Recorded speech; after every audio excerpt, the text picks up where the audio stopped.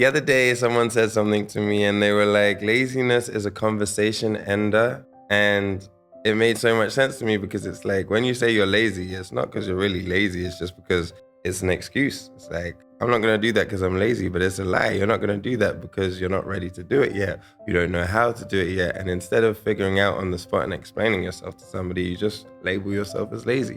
And I'm here to restart the conversation.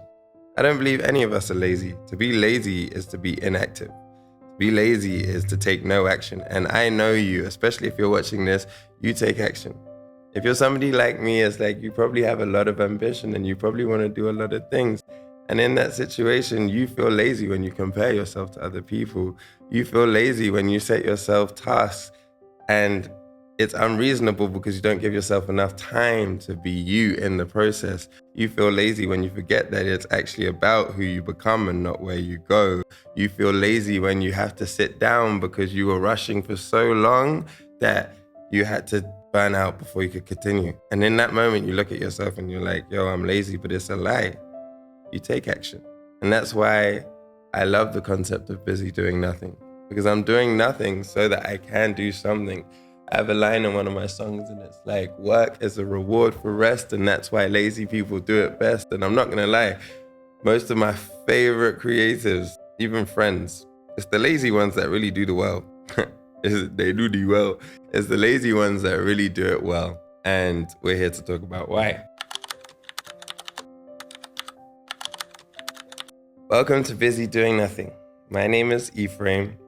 I'm a professional yapper. I love a good story. I'm an artist based in Copenhagen, and this is episode 1, How to Dance Alone.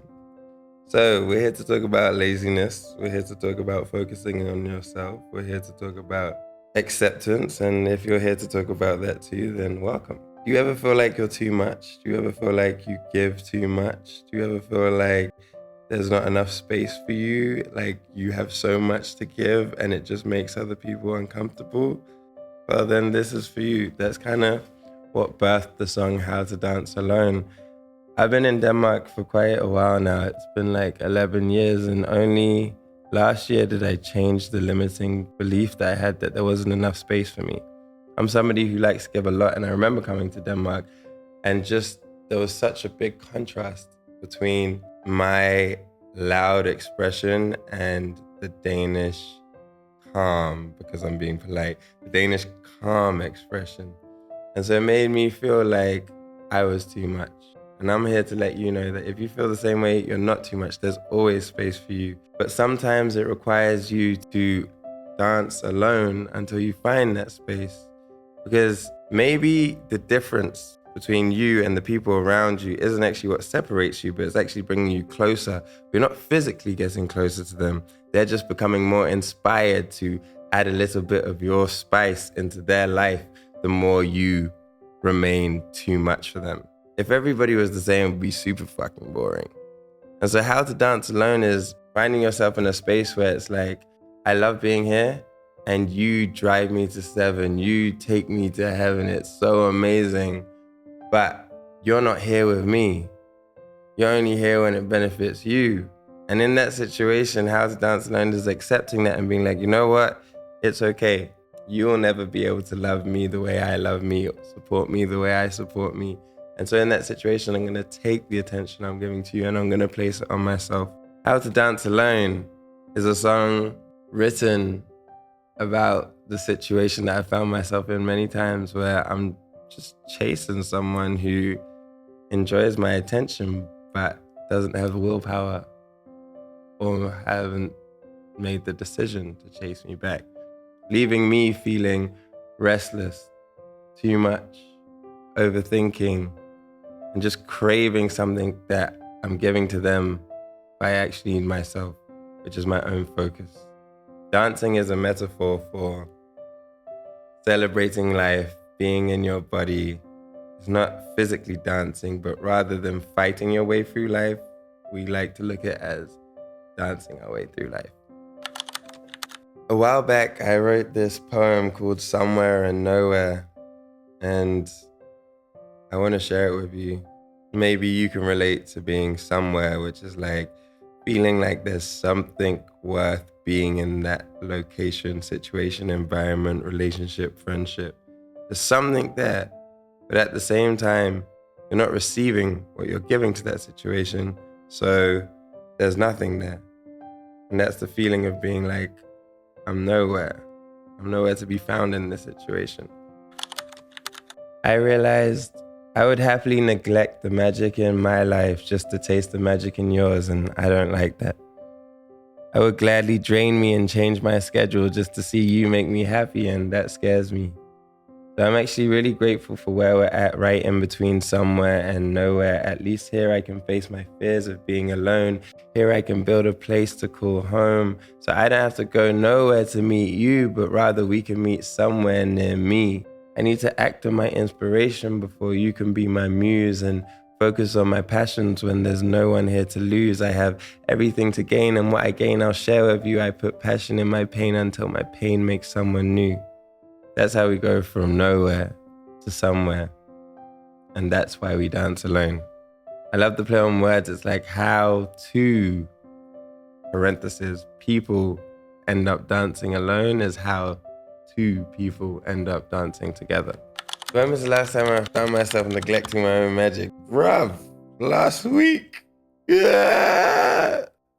Nah, I'm enamored, infatuated, inspired by life, by different people who seem to have things that I also want to embody in my own experience. And so it's very easy for me to take away my focus from myself and my own life and look at someone else's life and be like, wow, you're magical, and forget that I'm also magic. How did it feel to realize you were rearranging your life for somebody else's happiness? When I realized I was rearranging my life for somebody else's happiness, I felt like a fool. It sucked. It's like, it comes out as I'm mad at you, but I'm actually just mad at me for giving you attention that I needed for myself. Which leads to, how do you protect your energy now? Well, now it's like, these days I protect my energy by allocating a certain amount of energy towards exploring something. I don't like to tell myself how something is going to go. I love being surprised. And so I think it's a shame if you don't try dance with other people. I think it's a shame if you keep yourself to yourself and don't share yourself with the world. But at the same time, I think it's a shame if you lose yourself in the pursuit of sharing yourself with somebody else, especially if you're sharing because you want to receive them back. So these days I protect my energy and I dance alone by saying, I'm gonna go dance over there because I feel the desire to dance over there. But if I don't receive back the same energy after spending X amount of energy, then I gotta leave, because it's always a dance when I'm alone. I think the more you're able to sit with yourself and spend time with yourself and spend time doing things that truly give you joy, the more you realize you don't need anything outside of you. You have everything inside of you. The version of you you're desperately trying to be is the same person you are now. You are on your way to that person, and that person has the same resources now. So it's actually just being inspired to take the right action that's going to lead you to where you want to go. And how do you get inspired? You rest, you do nothing. Because at some point while doing nothing, through the boredom, through the pain of sitting with how you're feeling and not running from it, but just feeling it and letting it go, all of a sudden you get that idea and you're like, yo, let me do this. And doing that leads to you, for me, leads to me on a stage in front of 500 people, all because that one day I decided not to chase an opportunity, but rather just lay in my bed and watch this TV show, which gave me an idea. And because I had rested, I could then write that idea down and share it with someone, which led me to then having the opportunity to present it to someone who actually had the resources to bring it to life. That situation when I present it, resource, bring to life, boom, somebody else sees me and now, bam, I'm at the end point of where I wanted to get from right before I rested. What daily practices help you build a place to call home within yourself? I'm trying to get better at the daily, but weekly practices. A few practices that help me build a home within myself. A few practices that help me be aware of when I'm focusing on someone else. A few practices that allow me to dance alone are journaling, meditating, fitness, and I think spending time on something that I love, which is writing stories, music.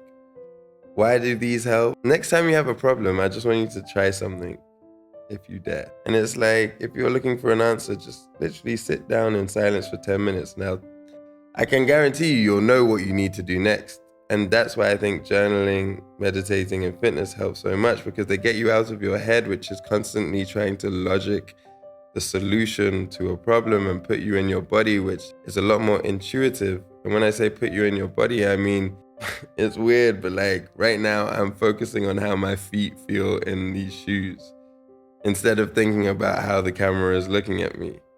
Now I'm thinking about how the camera is looking at me. If I want to go back into my body, I'm going to. And in that situation, that's the practice that meditation really helps with. It's returning you to your body when you get lost in your thoughts. Physically, I love physical activity because it helps me. I'm just going for a walk, or I'm just going to the gym. And it's not for like gains. I got gains. I don't need more. It's literally just because I sweat, I move my body, and I stop thinking so much.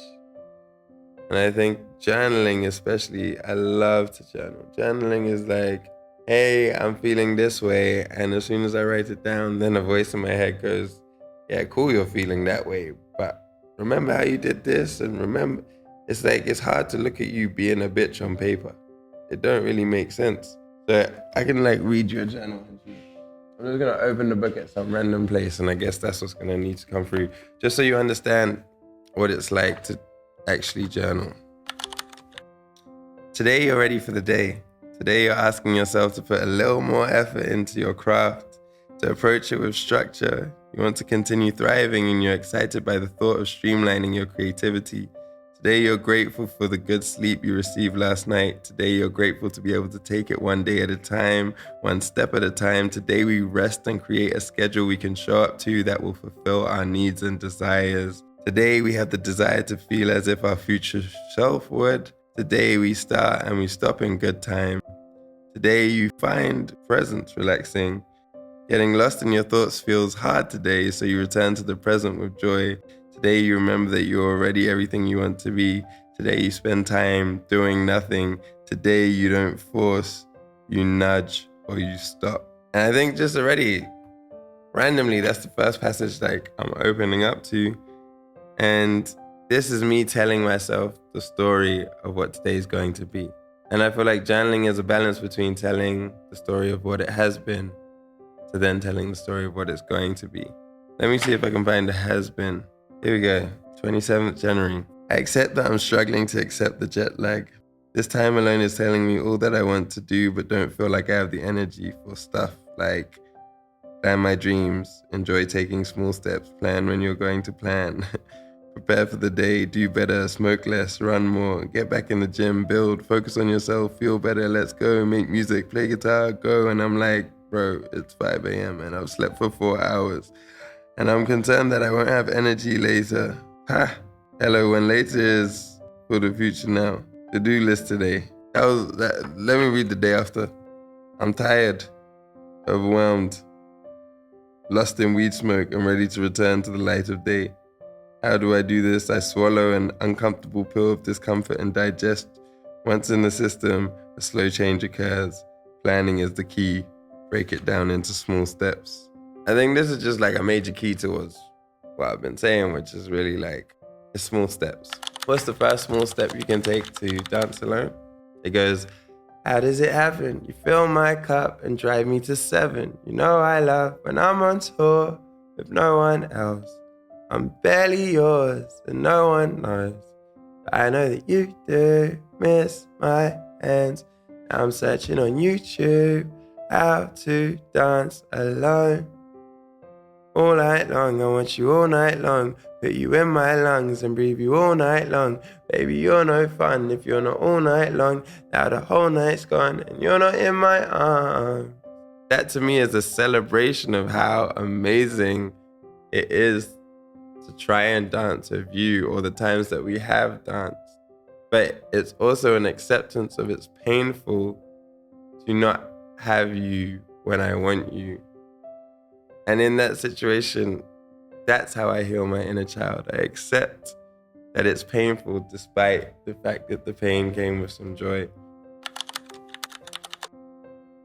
Once upon a time, there was a caterpillar. And this caterpillar wanted to go and hang out with the other insects in the jungle. He heard that there was a little jungle rave going down. So he took his however many legs and he went to this little rave in the jungle. There was lights, there was a DJ, there was flies, they were bringing shit in, people were getting high, and he went to the dance floor, closed his eyes, and he just started dancing. He didn't think too much at all, he just moved his body. At this point, he doesn't realize it, but people start noticing him and trying to imitate his movements. They just see him moving. You know, a caterpillar has many legs, and it's just, it's quite magical. Anyway, he doesn't speak to too many people. He ends up leaving, and on his way home, he comes to this crossroad. At the crossroad, there's a fly from the party. The fly goes, "Caterpillar, you were dancing so amazing. How did you do it?" Caterpillar says, and then stops himself and his ego gets inflated and he's like, "I did it like this." And then he tries to bust out the same move, and what happens is he falls flat on his back.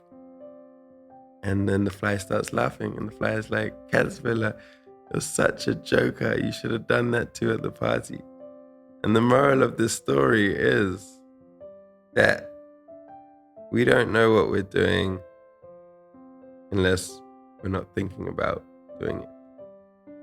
And I love this story because this story has a beautiful, beautiful, beautiful moral to give. And it's like, one, when we focus on ourselves and don't think about other people, we end up doing an amazing job. Two, it's not something we thought about, so it's very hard to explain it in thoughts to other people. I was just doing me. Three,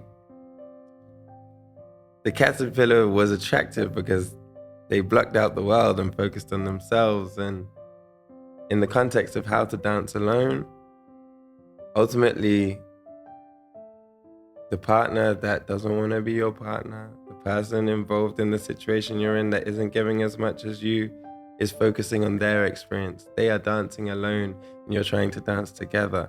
And that's what makes them so attractive to you. We want what we cannot have. Opposites attract, yada, yada, yada, yada. And I think in that situation, the imbalance is coming from our lack of focus on ourselves. So how to dance alone is changing the narrative from "I want to dance with you" to "before I can dance with you, I must learn how to truly dance with myself." That is how to dance alone. So that you're not somewhere at 4:00 in the morning being like, "Meow, all night long, I want you in my arms," and you're not in my arms.